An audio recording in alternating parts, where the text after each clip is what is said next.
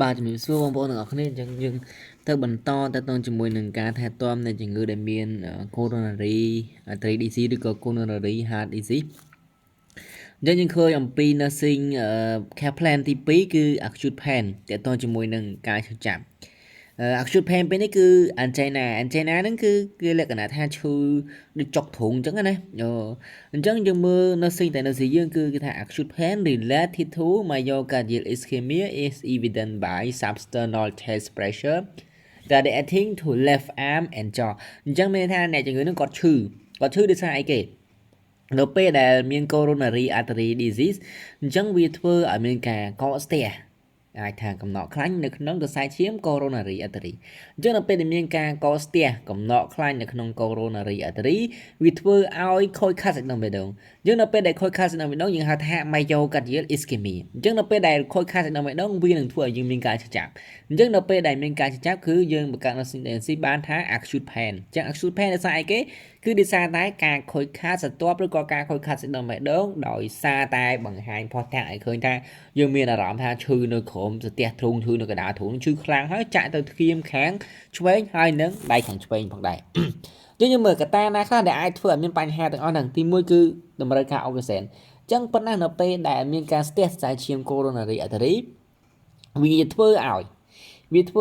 បេះដូងយើងមិនទទួលបានអុកស៊ីសែនគ្រប់គ្រាន់ទៅចិញ្ចឹមសាច់ដុំវាអញ្ចឹងវាធ្វើឲ្យមានការឈឺចាប់ហើយអ្នកជំងឺអស់កម្លាំងខ្លាំងអ្នកជំងឺ stress អ្នកជំងឺត្រជាក់ពេកខ្លាំងពេកទៅក៏វាធ្វើឲ្យមានការឈឺចាប់ដែរដោយសារតែវាប្រែប្រួលនៅ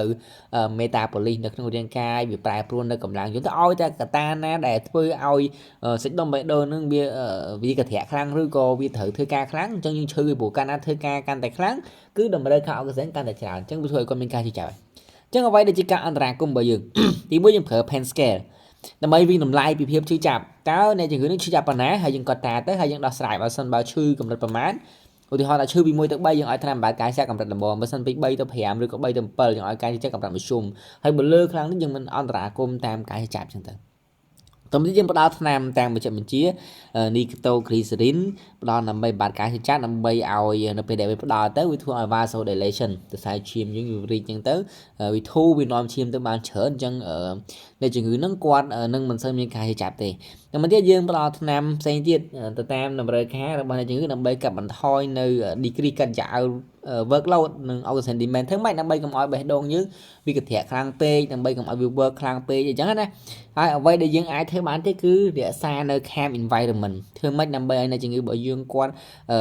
មានអារម្មណ៍ថា relax កុំឲ្យមាន stress កុំឲ្យមាន pressure ដើម្បីកាត់បន្ថយ work hard របស់បេះដូងហើយយើងរៀបចំការអន្តរាគមន៍ផ្សេងទៀតសម្រាប់អ្នកជំងឺដូចជាការវះកាត់ការដាក់ stand ការដាក់អីហ្នឹងទៅហើយយើងជួយអ្នកជំងឺបន្តការថែទាំក្រោយពេលវះកាត់ឬក្រោយពេលដាក់បញ្ហាទាំងអស់ហ្នឹងទៅមកទៀតនៅពេលដែលយើងអន្តរាគមន៍ចឹងហើយយើងវិតម្លៃនឹងវិញតើលទ្ធផលរបស់អ្នកជំងឺនឹងល្អប្រសើរប៉ុណ្ណាហើយយើង